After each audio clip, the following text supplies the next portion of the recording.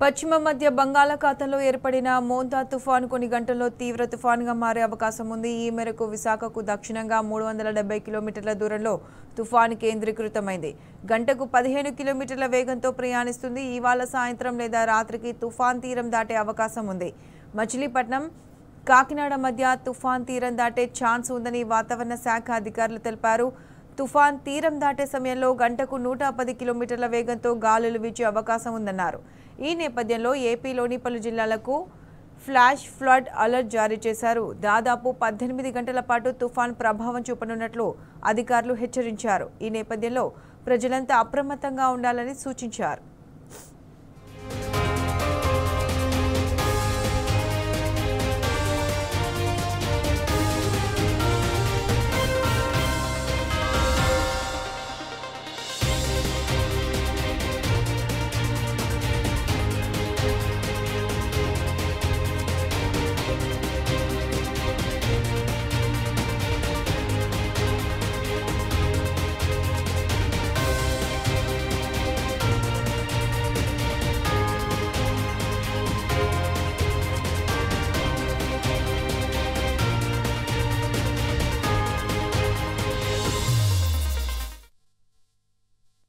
మోందా తుఫాన్ నేపథ్యంలో ఏపీ సర్కార్ అలర్ట్ అయింది. ముందస్తు చర్యలు ముమ్మరం చేసింది. ఈ మేరకు విమానాలతో పాటు పలు రైళ్లను రద్దు చేశారు. ఇవాళ 36 విమాన సర్వీసులు రద్దు చేసినట్లు అధికారులు ప్రకటించారు. పలు ఏరియాలో బస్ సర్వీసులను రద్దు చేసినట్లు ఆర్టీసీ అధికారులు తెలిపారు.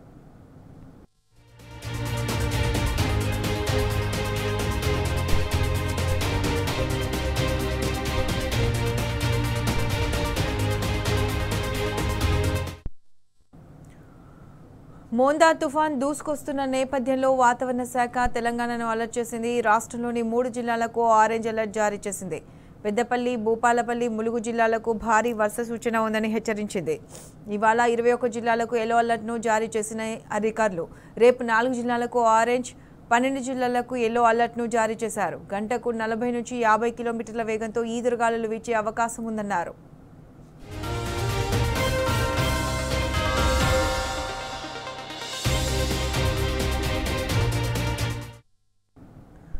ఇది అంశానికి సంబంధించి పూర్తి అప్డేట్స్ మా ప్రతినిధి అరవింద్ అందిస్తారు. అరవింద్, వాతావరణ అప్డేట్స్ ఏంటి చెప్పండి.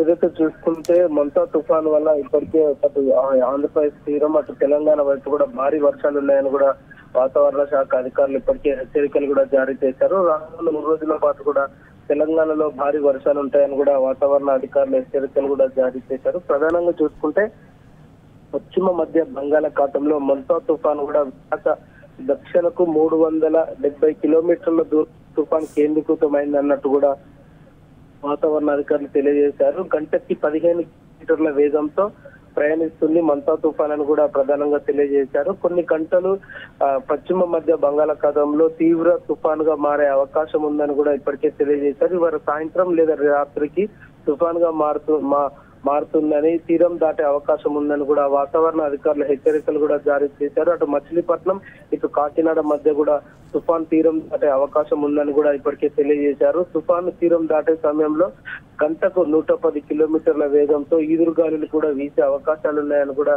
తెలియజేశారు. అటు ఏపీలో పలు జిల్లాలకు ఇప్పటికే ఫ్లాష్ ఫుడ్స్ అలర్ట్ కూడా జారీ చేశారు. ప్రధానంగా 18 గంటల పాటు ప్రభావం చూపనున్న మోంతా తుఫాన్ అని కూడా ఇప్పటికే అధికారులు కూడా స్పష్టంగా తెలియజేశారు. అటు ఏపీలో మాత్రం మోంతా తుఫాన్ ఎఫెక్ట్ తో విమానాలు రద్దు చేశారు. ఇవాళ 36 విమానాల సర్వీసులు కూడా రద్దు చేసినట్టు కూడా అధికారులు ప్రకటించారు. పలు రైళ్లు రద్దు చేశారు. రైల్వే శాఖ కూడా అటు ఆర్టీసీ బస్సులు కానీ అటు ఇంటర్ స్టేట్ కనెక్షన్ ఉంటుంది కాబట్టి అవి కూడా రద్దు చేసినట్టు కూడా పూర్తిగా స్పష్టంగా తెలుస్తుంది. తెలంగాణకు మోంతా తుఫాన్ అలర్ట్ కూడా ఇప్పటికే అధికారులు కూడా జారీ చేశారు. 3 రోజుల పాటు కూడా కొన్ని జిల్లాలకు ఆరెంజ్ అలర్ట్ కూడా జారీ చేశారు. అటు తెలంగాణలో మాత్రం పెద్దపల్లి, భూపాలపల్లి, ములుగు జిల్లా భారీ వర్ష సూచన ఉందని కూడా ఇప్పటికే వాతావరణ అధికారులు హెచ్చరికలు కూడా జారీ చేశారు. ఇవాళ 21 జిల్లాలకు ఎల్లో అలర్ట్ కూడా అధికారులు జారీ చేసినట్టు స్పష్టంగా తెలుస్తుంది. రేపు 4 జిల్లాలకు ఆరెంజ్ అలర్ట్ జారీ చేశారు. 12 జిల్లాలకు మాత్రం ఎల్లో అలర్ట్ కూడా అధికారులు జారీ చేసినట్టు కూడా తెలుస్తుంది. గంటకు 40 నుండి 50 కిలోమీటర్ల వేగంతో ఈదురుగాలులు కూడా